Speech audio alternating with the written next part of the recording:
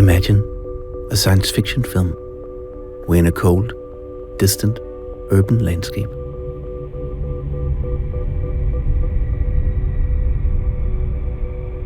Imagine that we live in that future right now.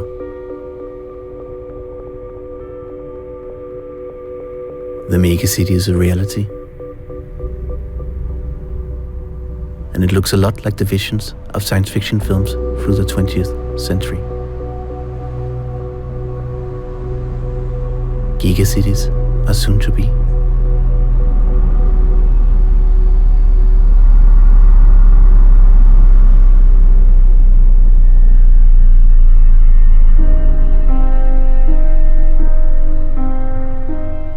In the midst of this cold, bleak vision of the future, we have the human being. It doesn't fit the cliché of modernity. It is personal, warm, intimate, social. In our search for opportunities, money, and a better life, we move to the cities.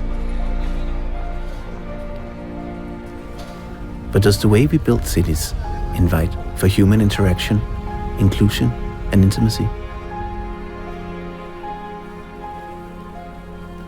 What is the scale for measuring happiness in a city?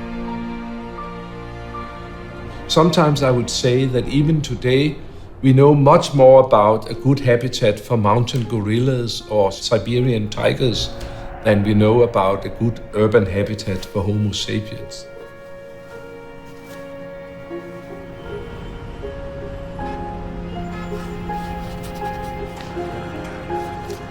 Understanding the nature and the attitude and aspiration of the people is the missing link, and definitely there lies the solution.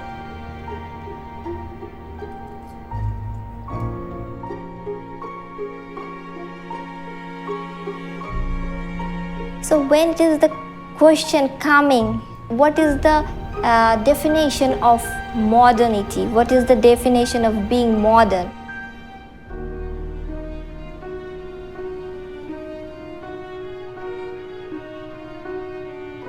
If you think about how we lived historically, we lived in tribes and clans and extended households or big villages, big family groups.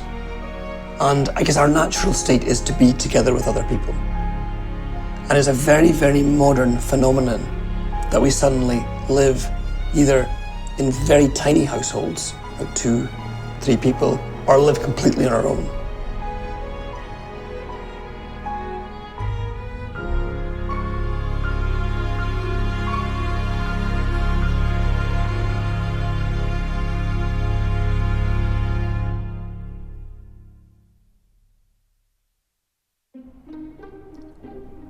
The time around 1960 was quite an interesting period where the boom, the economic boom and the industrial age in the Western countries really took off, and a lot of people moved from the countryside to the cities, and there were big housing shortage.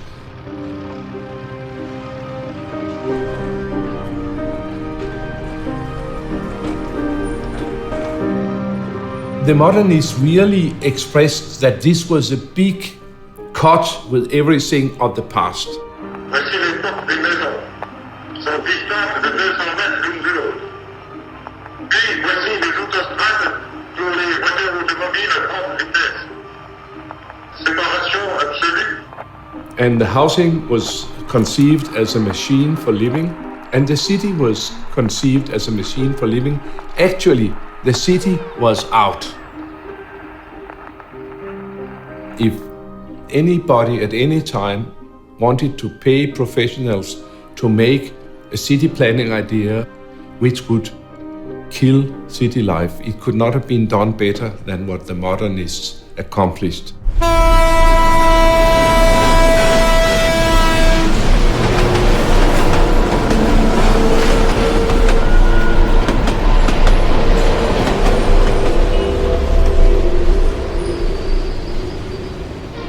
When I was a kid, So China is totally different.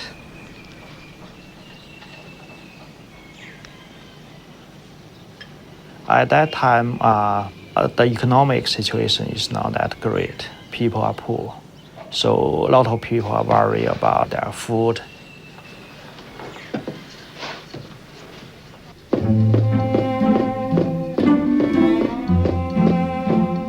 This country was more about agriculture, but since the last 30 years, the opening to the door to the world and the Chinese people are moving to the cities. So the urbanization is the real challenge, and also the speed is very fast.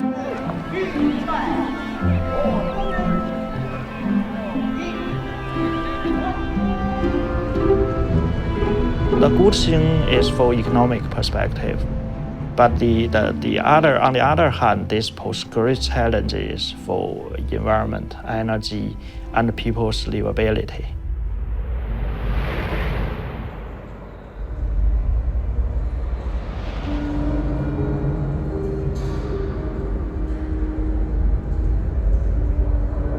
All the people moving into the city has to be customized to the city life and change their living styles.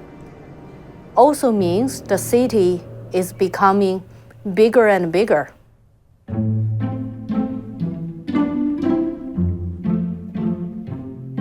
Today we see the process of urbanization most strongly in China, where people are undergoing the same modernization as the West, but in less than a generation.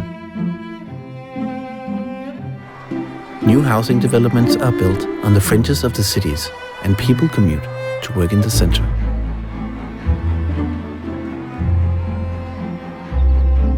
The high-rise business districts drive the economy and have become the signature image of a modern Chinese city. We were so excited to compete with the foreign countries. Whether you have a taller building, we have an even taller building. So, however, after all these years, thinking back, and I think we made a lot of same mistakes as the Western countries has made.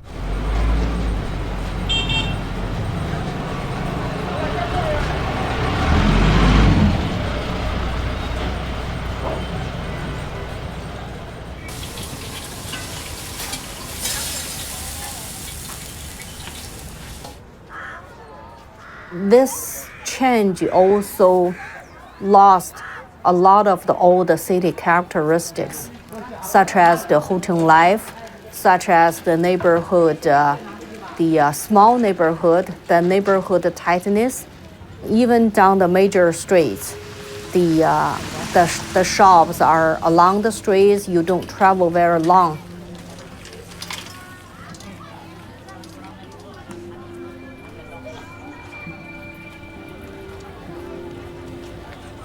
Traditional Chinese houses, the hutong, were arranged around courtyards and alleyways.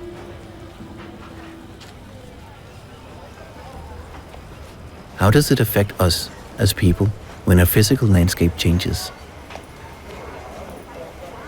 When a social corridor, a neighborhood corner, or an occasional meeting place disappears?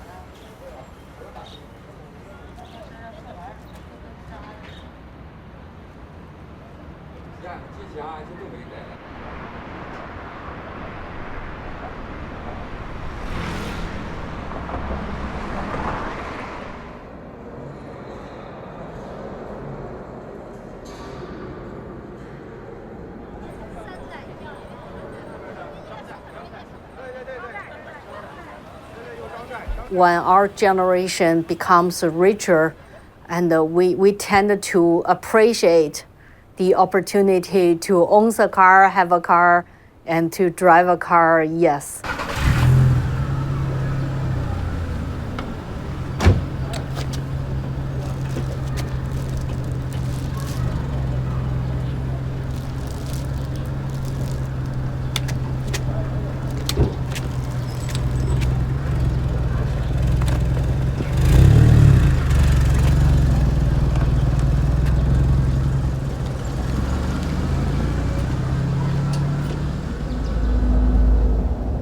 the consumption of cars and real estate is the main generator of growth worldwide.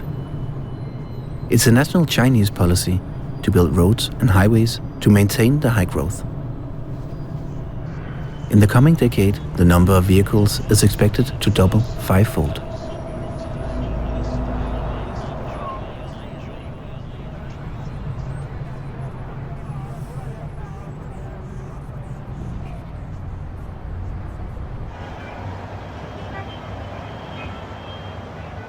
We learn a lot from America. We learn that lifted highways, we live the super block. So I think it's really important to think beyond just those modern stuff, but really look at how those things support people, and if this is the right thing to support Chinese people.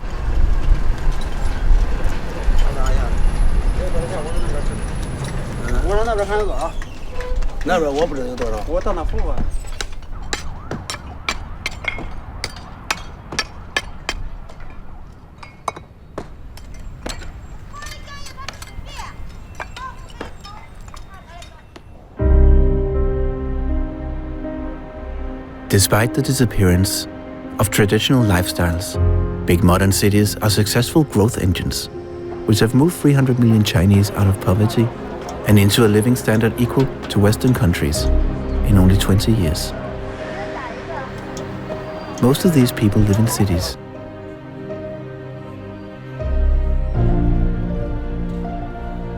It is estimated that another 300 million will reach this level of wealth in just a couple decades.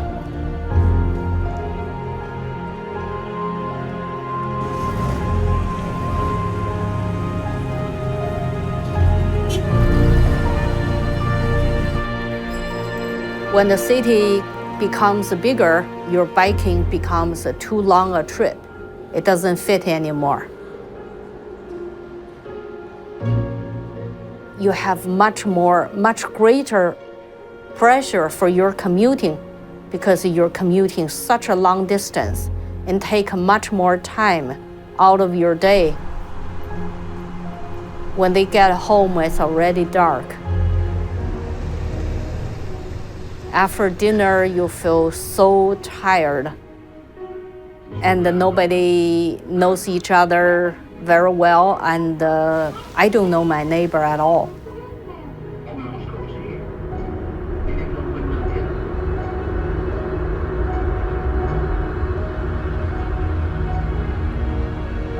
You could do more human-oriented planning. You think from a people's end.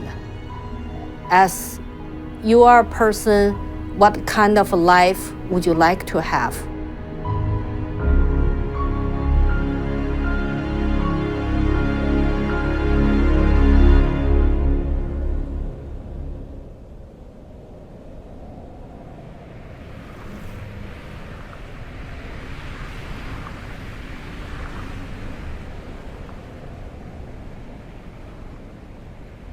In the 1960s, Copenhagen went through the same modernization as China today.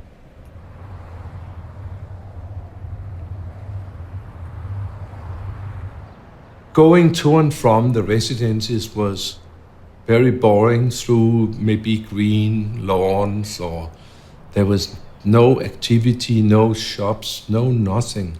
Just you and the grass and the sky. And that was the main critique of housing in the 60s and the big estates, was that it was made so that you have isolation perfectly. You go out and water your plants in the garden and look up and down the street, and there's nobody coming, go in again. Nobody knew that the way we built cities had any influence on lifestyles and people's life.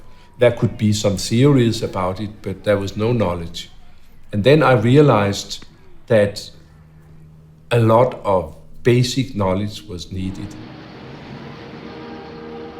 Since the 1940s, city planning had been structured around the motor car. The traffic flow was documented systematically to improve the speed and efficiency of cars. Jan Gehl decided to develop a different set of data that could challenge the single-minded focus on traffic flow. As a teacher at the School of Architecture, he included his students and colleagues in the research. It was super refreshing just to be at one space a whole day, early morning until the evening, and actually see what people are doing there. How long time are they there? Where are they standing? Where are they walking? And you map it. But at the same time, you see how things evolve. People's behavior patterns in public spaces became obvious when cars were pushed out of the main street of Copenhagen. As more and more streets were pedestrianized over the years, Jan Gehl studied how these changes influenced people's behavior.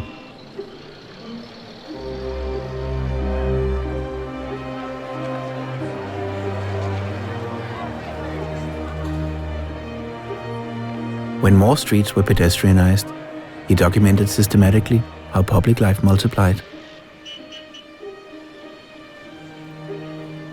The main shopping street became a walking street. Parking was pushed away from a major inner city harbor. Later, the main square became a square. So we found this predictability, which we have known about the motor cars, that if you make more roads, you will have more traffic. But now we also knew it about city life, public life. If you have more space for people, you will have more public life.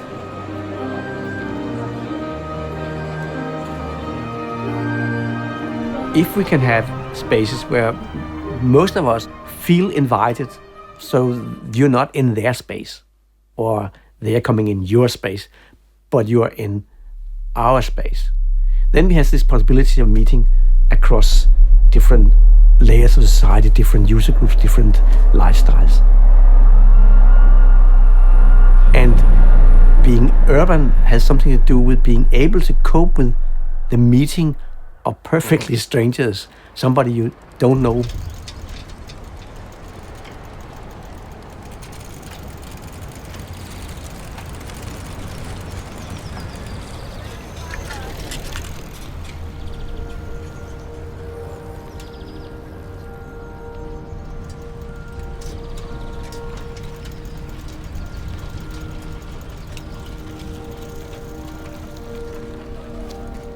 It's very obvious that in these cities where they have lost the public space, they are by now generally very interested in refinding and rekindling the idea of public space. What do we do when people are not coming out of their private homes anymore? In these cities, life has been totally privatized.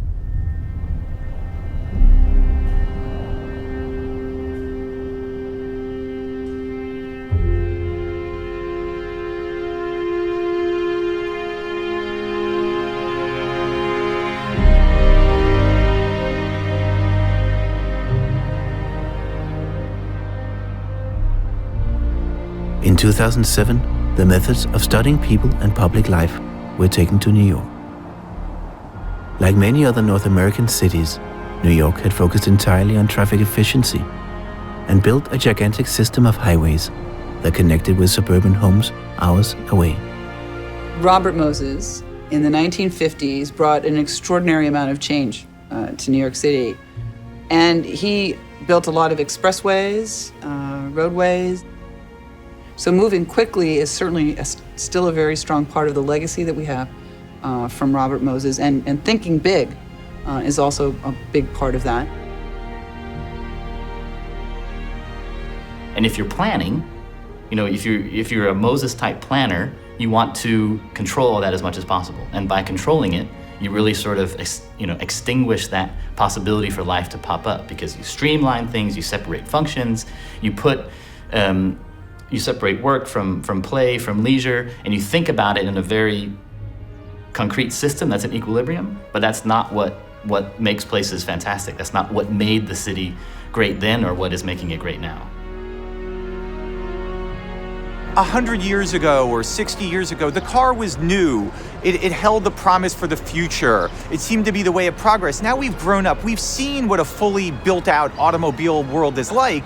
And we see a lot of the negative side effects that people maybe could have appreciated were going to happen 80 years ago, but we're living in a world that's choked with traffic everywhere, where we've made our own human living environment deadly for people. I mean, we've destroyed the human living environment with all of this traffic, and people see that, and they also realize you can't build your way out of traffic. I mean, we've tried to plow highways through neighborhoods, to double-deck highways, to do everything that we could think of, and we've failed.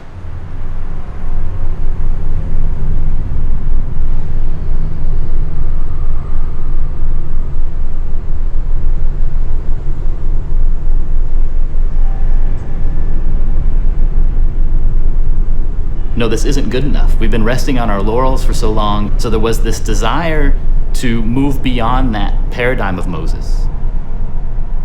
And there's no question, if you're a New Yorker, you know that the city needs to change. Our city has been outdated, and our systems have been outdated. And so this took a big picture view in saying, okay, we're going to actually leverage this growth to our advantage by investing in our key infrastructure systems and looking at that as a way to bring the city into a state of repair and a state of competitiveness that was, would make us the greatest, greenest city in the world.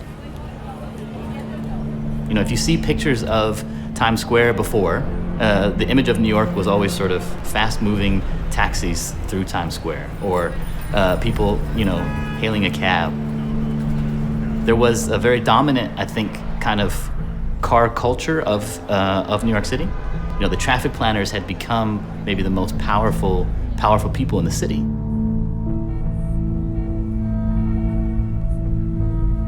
The DOT had never measured pedestrian traffic. They had never, they'd only been counting cars. They had no quantitative tools for measuring, the pedestrian experience. And so really, there's an adage that is so true in the business world, which is that you care about what you measure.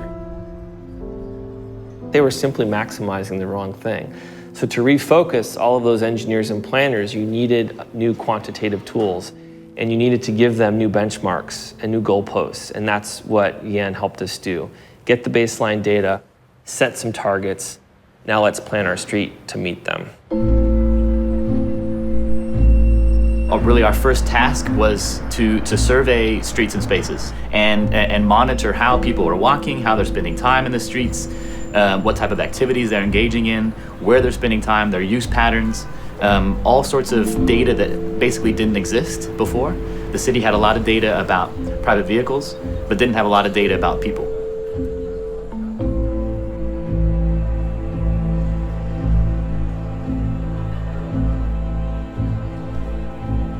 %90 of the roadway in Times Square was allocated to cars and only 10% to people. And yet 90% of the people who use the space were pedestrians and only 10% cars. So we needed to change the math.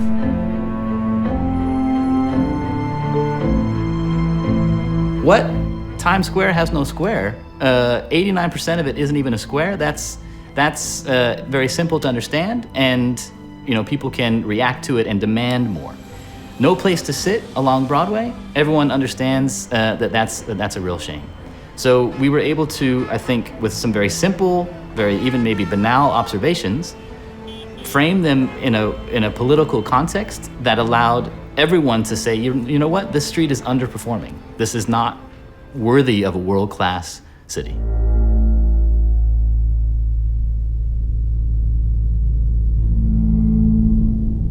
The plan was to define a new way to move in the city.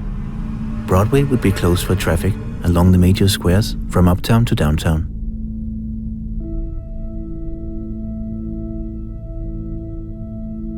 And a network of bike lanes would be built to connect with surrounding boroughs.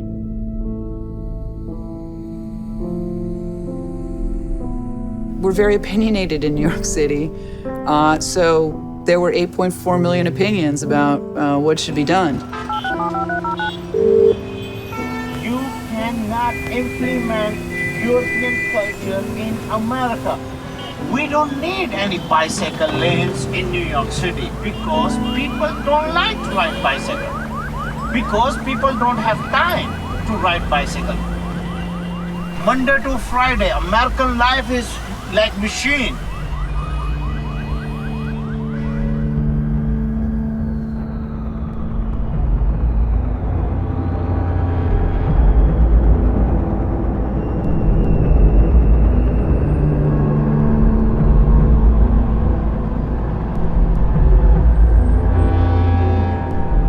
Any type of the suggestion of change was met with resistance because it affected their everyday routine.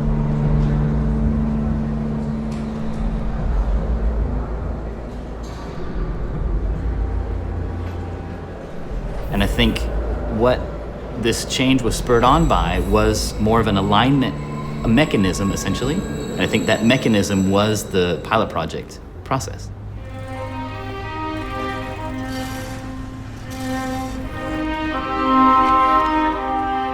Overnight, essentially, the street was closed, chairs put in, tons of people used it. There was this huge latent demand that existed the entire time that just souped into this area. But it wasn't quite good enough. You know, people were saying, complaining, you know, this is cheap folding chairs from Costco. That's not New York City. That's not Times Square. So not long after that, they needed to revise their approach and get some better quality furniture. The idea was doing something and giving people a chance to experience it, not doing the perfect thing and making it right from day one.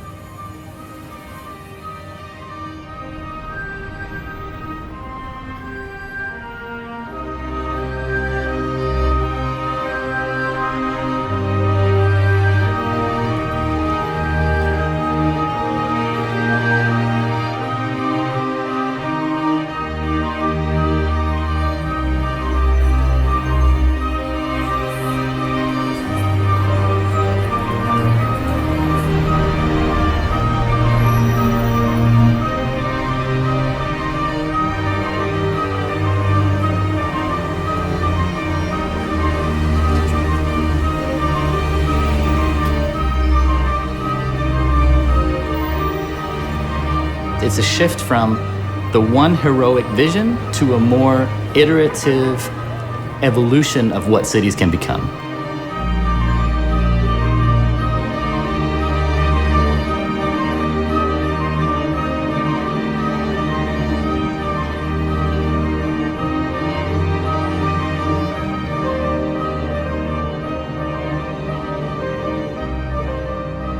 Giving people just a little bit of a taste of like what their lives could be like every day of the year if simply the space were designed and managed for them and for their kids and for, you know, the neighborhood.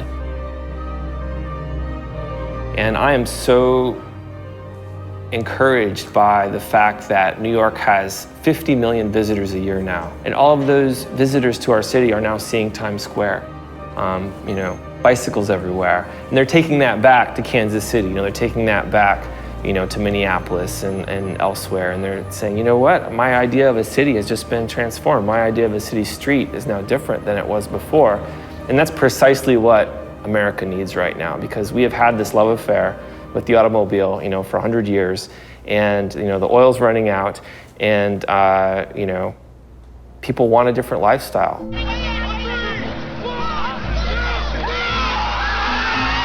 You know, at Times Square, there was a snowball fight that took place, completely spontaneous, completely unplanned.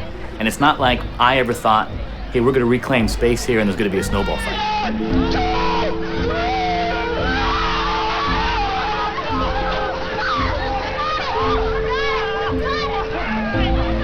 You know, that maybe wildness, you know, of a city can really only happen when you have a critical mass of people living their lives in the public realm.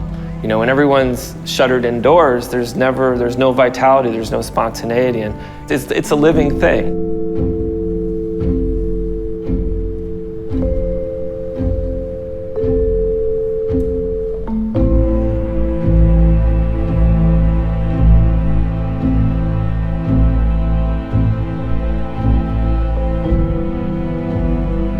It's a wellspring of human interaction that is always, I think, feeding us. And you know it when you see it. You know it when you walk down the street, you know, in Copenhagen. You can see that organic human quality that I think good cities have.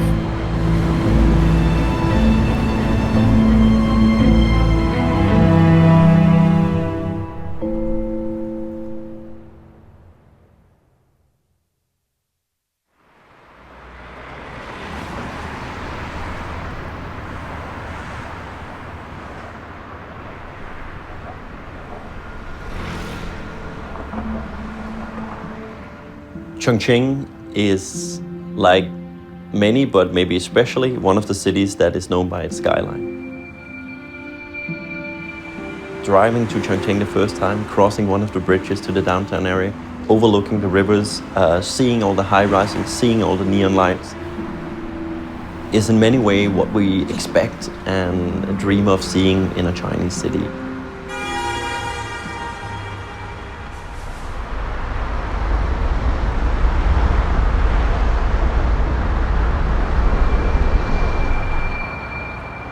The downtown area of Chongqing is defined by a peninsula much like Manhattan. Here, the roads follow the length of the peninsula rather than cross it. A new plan for a more effective pedestrian network to crisscross the downtown area was developed. This is a pilot project that aims to influence policymakers all over China. One small route is implemented to show this approach firsthand.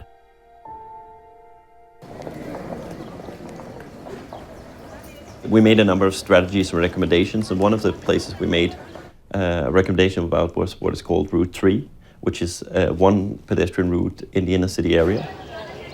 We should consider maybe adding more benches because people still want to sit like this. We take some existing spaces and we utilize them better. We make them inviting for walking, for social interaction. Every little corner, every little square meter between the buildings has been given new payment, has been integrated in this new route, and has been given importance for the local community.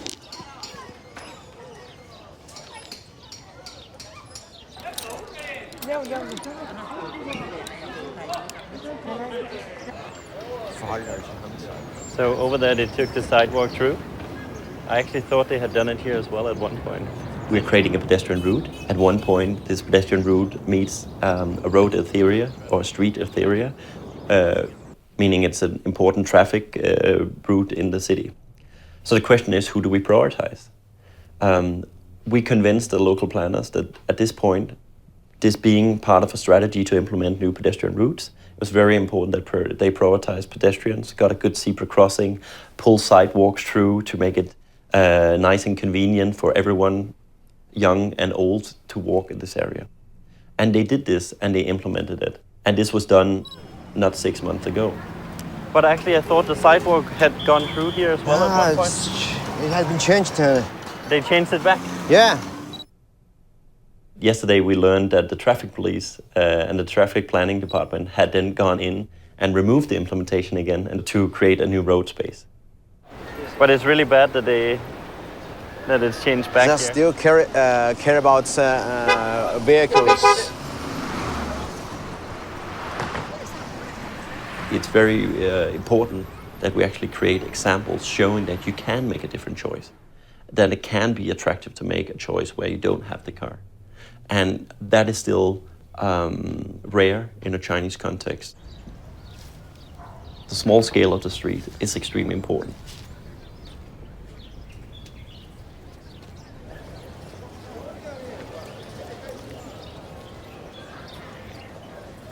My wife and I started in Italy to document very carefully by counting the people and seeing whether they were standing in the sun or in the shade and what was going on in Italy and why was Italy famous for being such a nice place for people.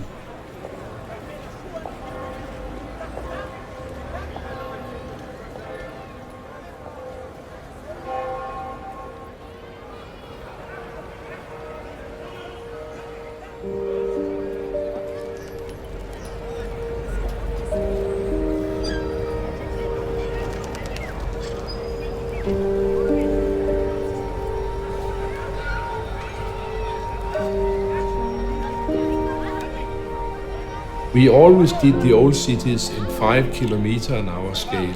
That means that when you move at 5 kilometers an hour walking, you can see the people, you're sort of squeezed a little bit together. And it's a very sensual and interesting world. You can see all the details. There are colors, there are smells, there are acoustics, which are very interesting.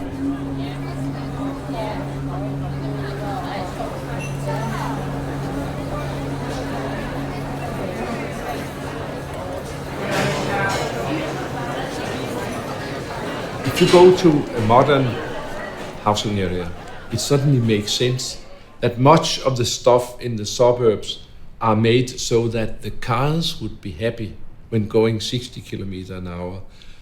For doing 60 kilometers, you need big spaces, big signals, big turning radius. That's a completely different scale from the scale of the walking man.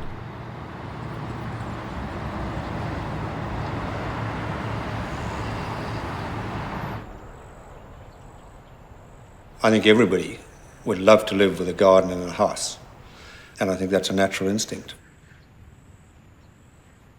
But when it's the choice of how much that costs you and how much time you have to spend getting to work, you might start to weigh that up.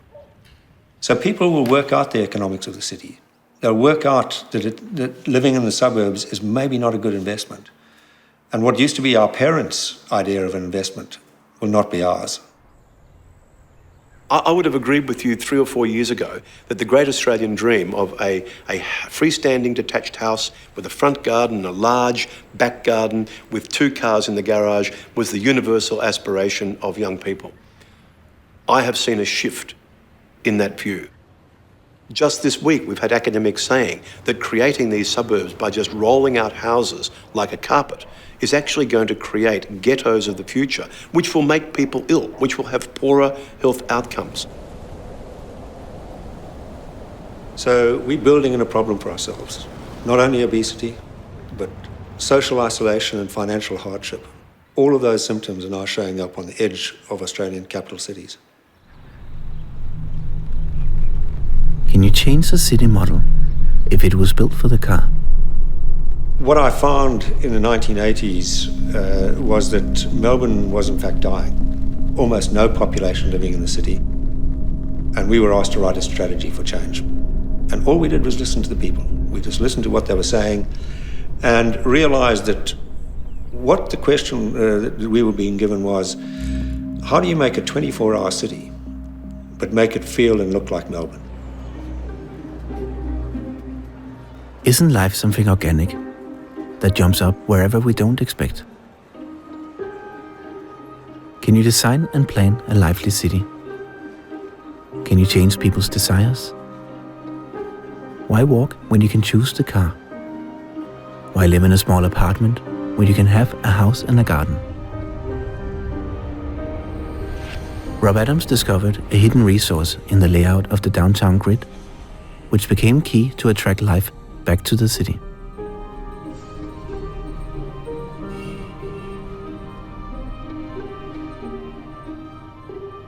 The laneways were the crappiest space you could think of in Melbourne earlier.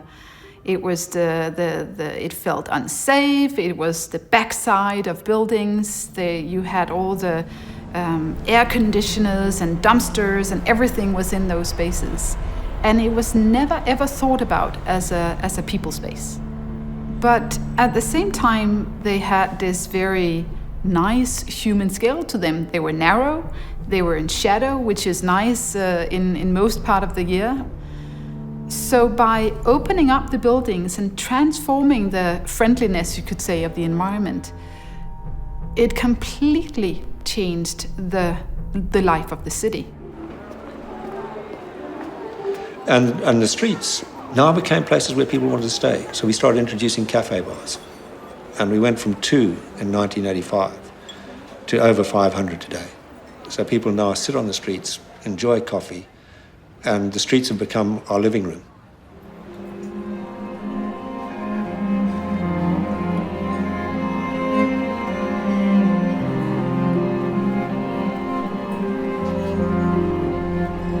Melbourne has been consistent over the past 30 years in its policy to bring people back to live in the city centre.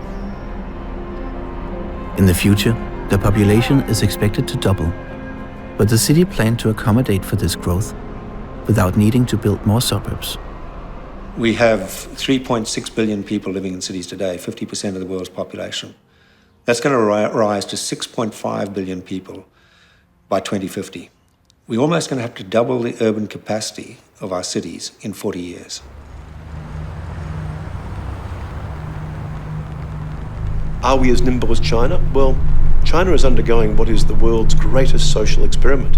How do you move more than 1 billion people from an agrarian to an urban environment? And that urban environment is not for all. And I see things they do very quickly, but I also see things where I worry about what is the consequence of that in 20 or 30 years' time. So there is nothing to fear from growth. There is from unplanned growth. And if we start to address how we make people happy, how we make our cities financially viable, the only way is to look at cities very carefully and understand how they work. We haven't got the time or money to build the infrastructure we'll need for the capacity we need in the next 50 years. So we'll have to look at our city and start to think about how do you do more with less?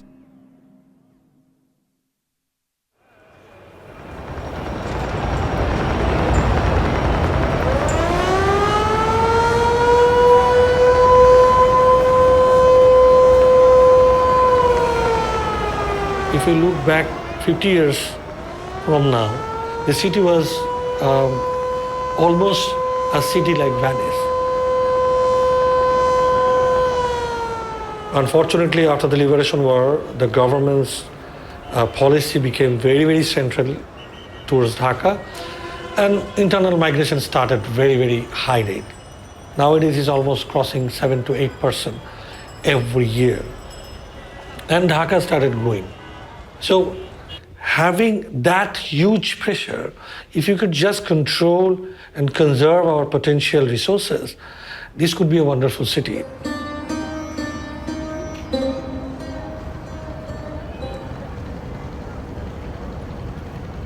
Dhaka is the fastest growing city in the world. 500,000 people move here from the countryside every year. To handle this pressure, Dhaka follows the urban model we have seen in China and the West. A model based on cars, highways, high-rise residential suburbs, and a massive consumption of energy. Why we have to copy a Western world and just push it into a planning process? This particular notion of living, how we are addressing it, how we are denying it, how we are denying their aspiration, is a sample how we are destroying the very flavor what this city could have.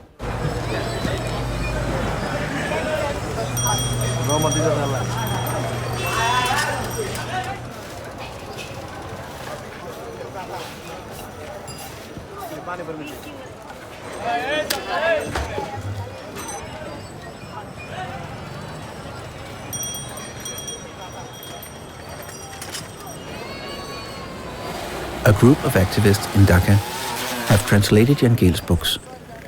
They have introduced his methods of counting pedestrians, rickshaws, and public life to inspire a different approach to planning. I think it was the year 2005 when the common people saw that the government is taking the initiative that they are banning rickshaws from some road. So what is the reason? They are pointing out the rickshaw is one of the main source of traffic congestion in Dhaka in Mirpur Road. Okay, then they ban the rickshaw. And now what we found? No, this traffic congestion is still there, and they just overlooked the main issue. The main problem was there, the parking problem. The cars without any parking chair, they had the facility. These private car companies, they are just making the cars, and now this is the zone to sell it. So it is one of the policy they are giving loan. Maybe the ADB, maybe the World Bank, they are giving loan for making the roads, for making the flyovers. So they are making it, it is their business area, they are selling it, they are giving us aid. Not, it is not aid, we have to pay back them and we are burdened with that loan. So we shouldn't follow that model.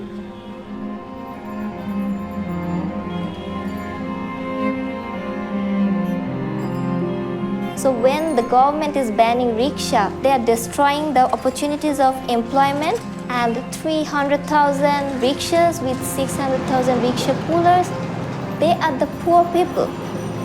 So by this, what they can do, if they earn something for today, they will eat. If they don't, they don't. Only the 5% are using the private car, 37% and using the rickshaw. If the 37% are shifted for using the private car, so I think I can move anywhere. I have to just sit in the car and what, I don't know. I have to sleep there, I have to eat there and everything. It's my car and I have the car and I have to do nothing. That's it.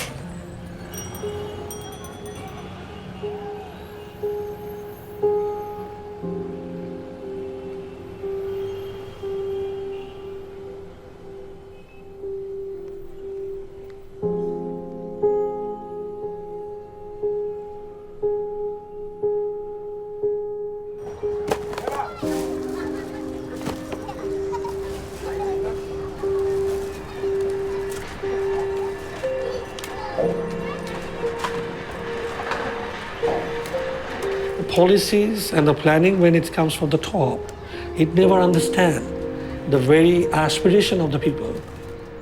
So when we're doing it, you have encompassed only the rich people or upper middle income people. Rest of the people who actually dominated in terms of number has been left out. And the whole problem started growing. Because unfortunately, that if you don't encompass everybody into your planning and understanding of transportation, housing, you actually walking towards a chaos created by yourself because you have disregarded them, but they are always there. You can say they don't exist, but they do exist, and the problem started from there. How this modality should be prioritized, who should be prioritized.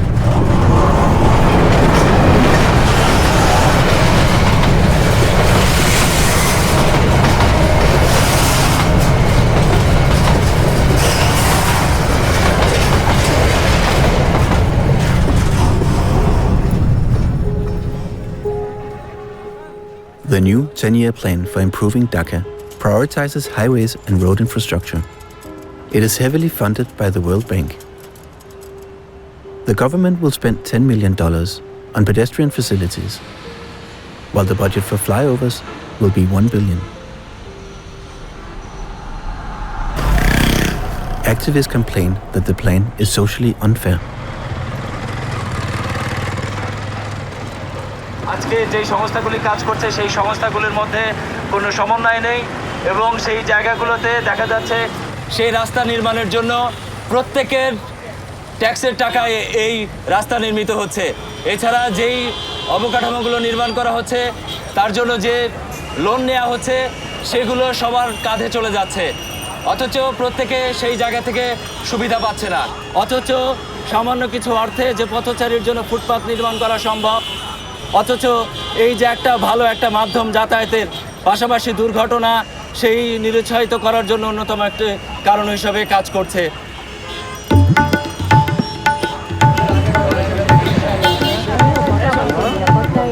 প্রতিটি রাস্তায় সম্মিলিত zebra crossing এর দাবি জানায়। পথচারীদের চলাচল নিরাপদ করা, পথচারী সহায়ক সিগন্যাল সহ বিভিন্ন দাবি। বাংলাদেশ টেলিভিশন, ঢাকা।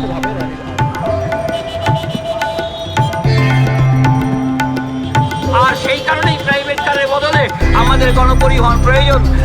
একটা প্রাইভেট কারে যখন একজন বা দুইজন চলাচল করে সেখানে একজন গণপরিবহনে প্রায় 50 জন লোক যাতায়াত চেষ্টা করছি। আপনাদের এই আন্দোলনকে সমর্থন জানাচ্ছি এবং এই আন্দোলন সারা দেশে ছড়িয়ে দেওয়ার জন্য আপনাদের অনুরোধ জানাচ্ছি।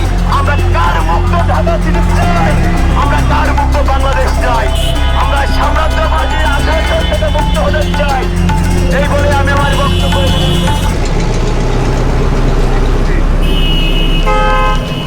At the current growth rate, the population is expected to double, from 160 million people today to more than 300 in just a few decades. With this car-centric development, if each person have the one car like America, we will have a 300 million car. Will there be any space in Bangladesh?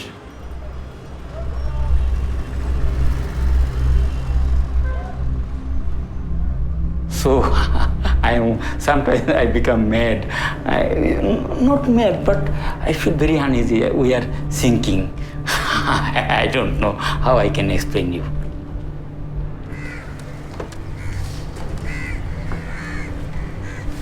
You see, sometimes I cannot sleep at night properly. When I think that what we are eating, if all the foodstuffs are very, you see, with the toxic chemical and etc. But other problems is becoming more and more prominent. Dhaka is considered a high-risk earthquake zone. The urban development magnifies this problem heavily. The landmass is fast being covered with asphalt and concrete, which causes rainwater to flow into the polluted river system. The groundwater is therefore the only resource, and it is depleting quickly.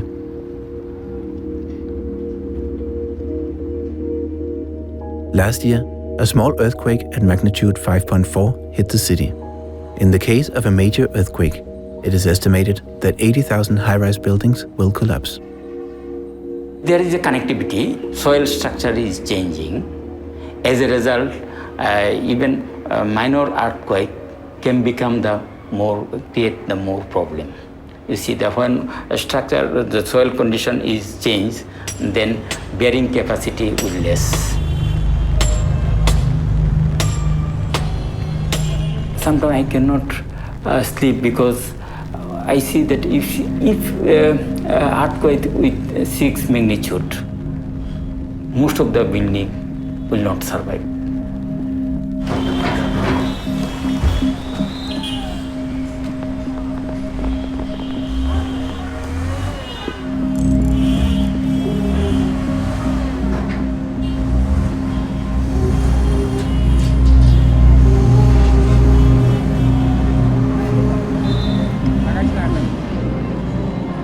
As a species, we have certain conditions of learning. A kid walking through the road and around your house, what he sees small trees getting out of the seeds, growing these insects, small butterflies.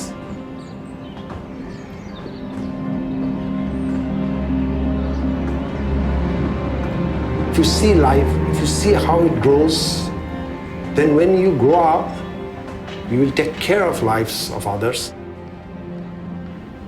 It's not school, it's not the book. It is the time frame of your life you learn.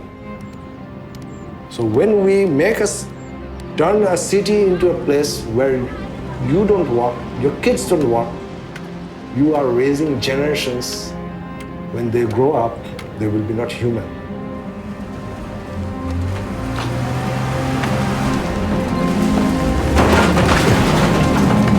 If we see like it's a bridge, I think we can see what is end of this bridge, because our destination is the Western modern world. Now we have started the journey. Now we are in the middle of the bridge. We can see, oh my God, this capitalistic model, all these modern things, all these cars, all these highways destroyed their life. Now I can set up my journey, okay, which way I can go.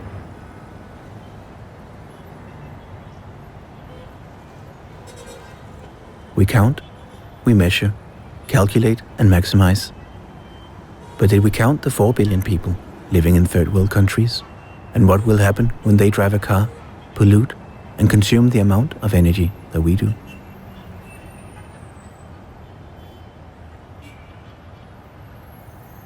what if we started all over?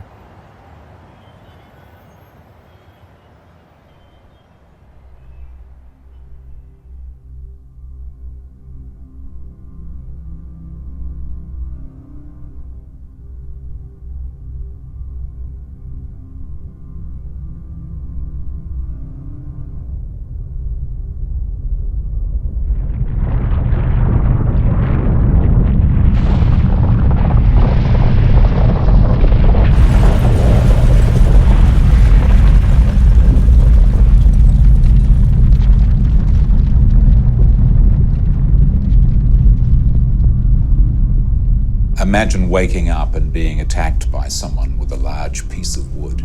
I mean, you didn't know what was happening. The power was out, the noise was incredible, you could not stand, you could not find anything, you had no sense of bearings, the room was strewn with books and things that had fallen over, and this was happening for maybe 500,000 people.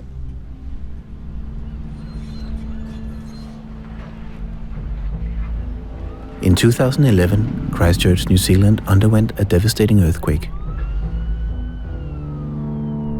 The inner city suffered the worst damage, and most casualties there happened in high-rise buildings.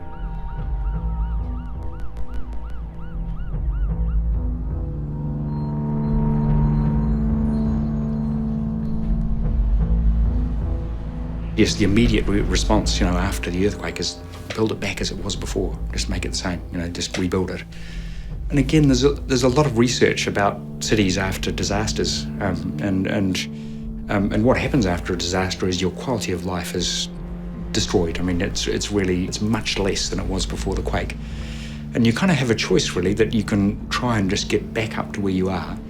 But the international evidence suggests that what you want to do is try and improve the quality of life beyond where you were before, to try and make up some of that lost kind of ground. We've got 5 years of kind of hardship but if we can make Christchurch a better place, maybe that'll help us kind of regain some of that, some of the lost quality of life, the lost the damage to our physical environment. The center of Christchurch is named the Red Zone, and the public is not allowed to access the area. The structural damage to the buildings still standing is so great that the entire city has to be demolished.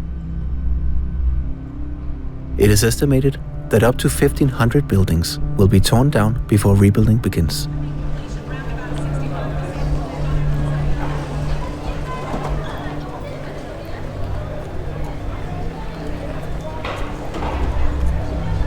I remember the first time I came to Christchurch.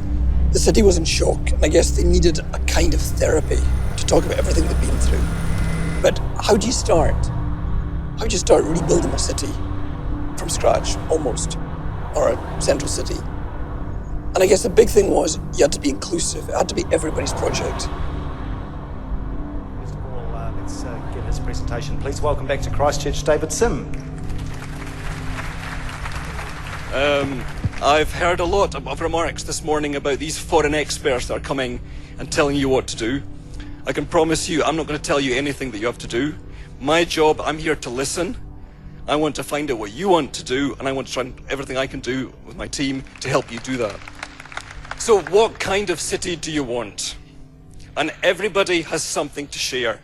And so the idea of a program that would reach out to everybody in the city, in which we could get their ideas together and help us understand what it was that our people wanted going forward.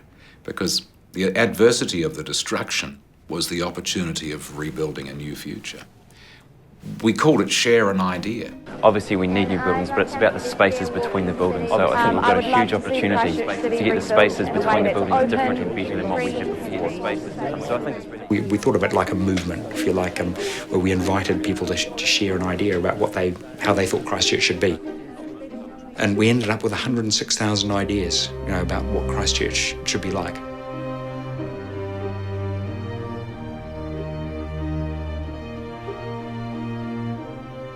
We employed maybe 100 people to sit down and type in all of this information. It came in online, it came in on bits of paper or Post-its, and out popped all of the key words that people were focusing on. They wanted a low-rise city, much like many of the older European cities. They wanted spaces that they could relate to. They wanted cycleways. They wanted more gardens. They wanted a smaller retail area, not one that was spread out. They wanted effectively a city for people.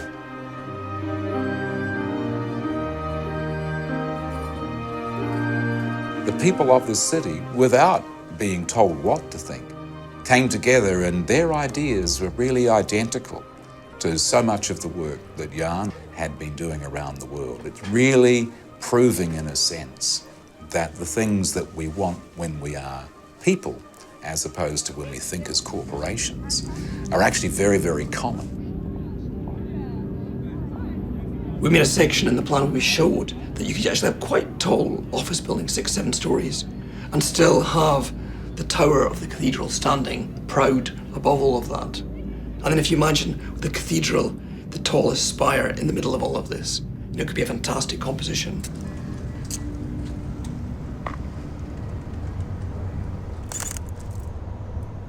But if you imagine what this was like before, like the normal sounds of a city, cars, buses, people talking, children laughing and screaming.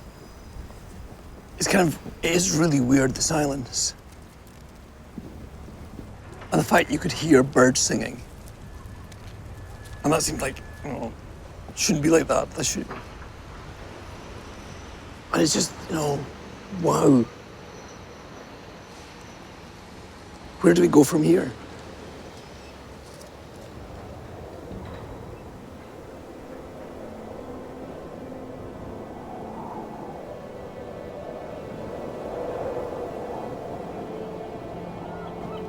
And I think if you're a historian, you can talk about this English style or this Victorian style.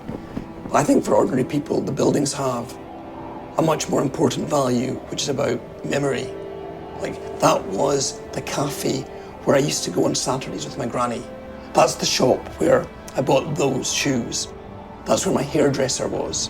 This is where I met my girlfriend. I was standing on the corner there, and I saw her for the first time there. And just 2 doors down, we had our first cup of coffee. Those kind of stories are much more interesting because they touch us emotionally. What's great about cities is they're full of these stories, overlapping memories.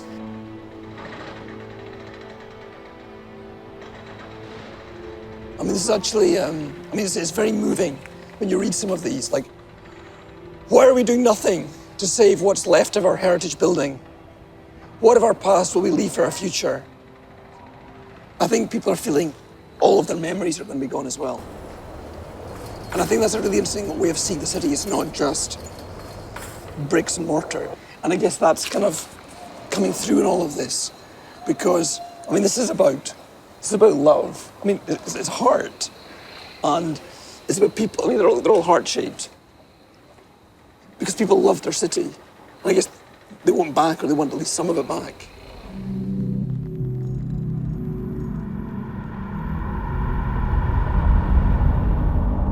The plan for Christchurch has become a big battle.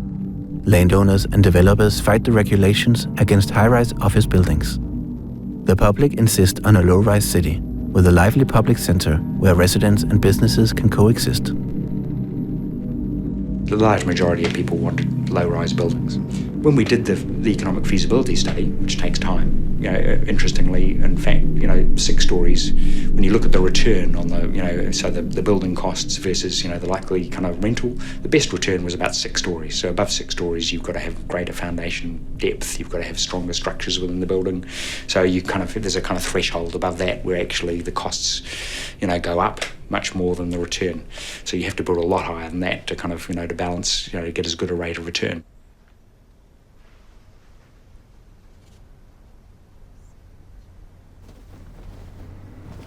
The big problem with tall buildings is interesting because there's loads of research on this. You can ask a surgeon or you can ask a district nurse, what is the foundation of health? And they'll say more or less the same thing. Fresh air, exercise, meet people. And the higher you up you are in a building, the less likely you are to go in and out spontaneously. So it means the people in the buildings have more boring lives, and you have much less life on the streets. So this thing about getting out, moving about, meeting people is really, really vital.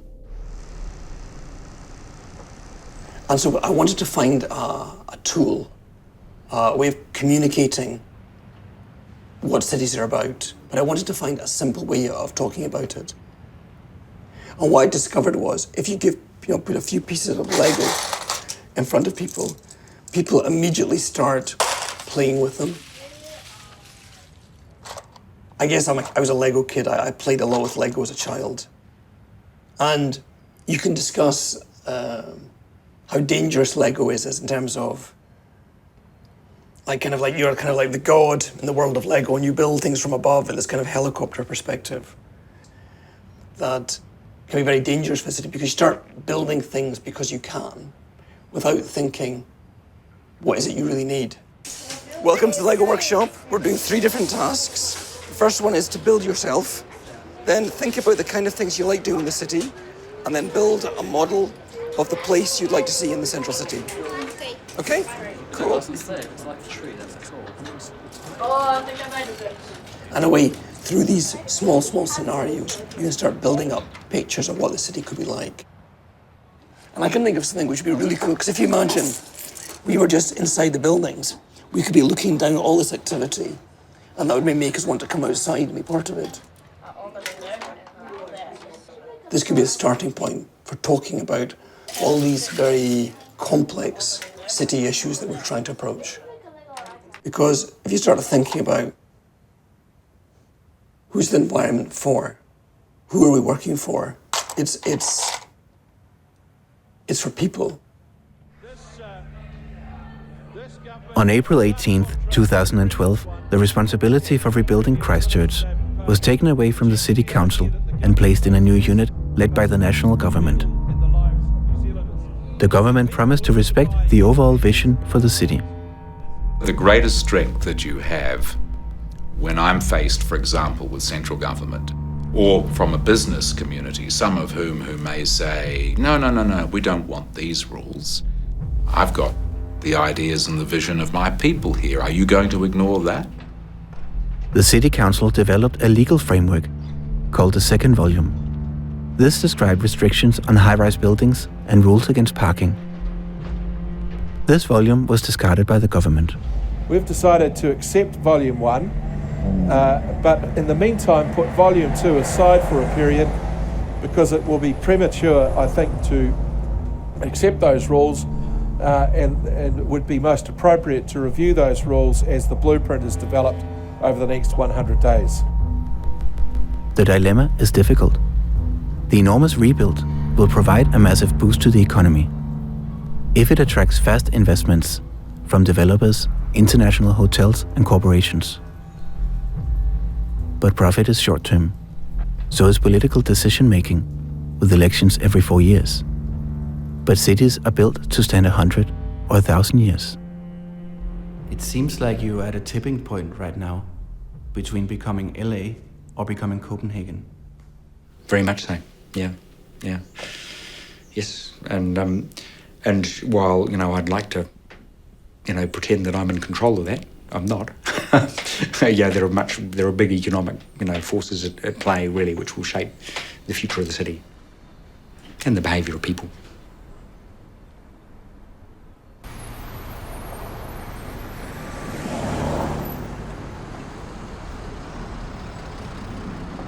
So there's a lot of talk about the future city of Christchurch, and it's very exciting, and yes, it will be green and cycle-friendly, la la la. And I find that very exciting, but my kind of question is, well, what's going to happen now? Because are people just going to wait for this future city to be built? I think people need things to do now. People need to feel like something is happening. Gap filler provides a way for something to happen now. You get life in a city by not trying to plan for everything, by allowing things to happen organically where possible. Life comes when you give people a chance to contribute something. And I think that it proves that people need spaces to come and do that kind of thing, to just come and dance.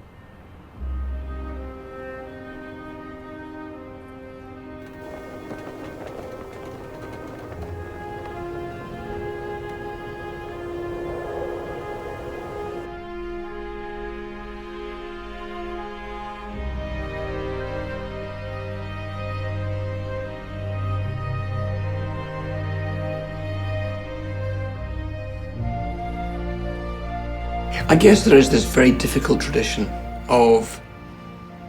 which comes from the way we teach architecture and planning, the idea that one person can solve everything.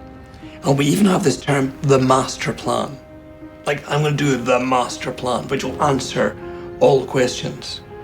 And of course we know it's impossible. Cities are unbelievably complex. So even the idea of a master plan is really crazy. All we can do make is a kind of a framework. We can make a very robust framework which allows life to take place. One thing I can be sure about, in 10 years, in 20 years, in 50 years, 100 years, human beings will be more or less the same size. Our senses will work more or less the same way. We'll probably enjoy meeting each other in the same way we enjoy meeting each other today. I'm just as happy about handshakes and hugs and flirting glimpses.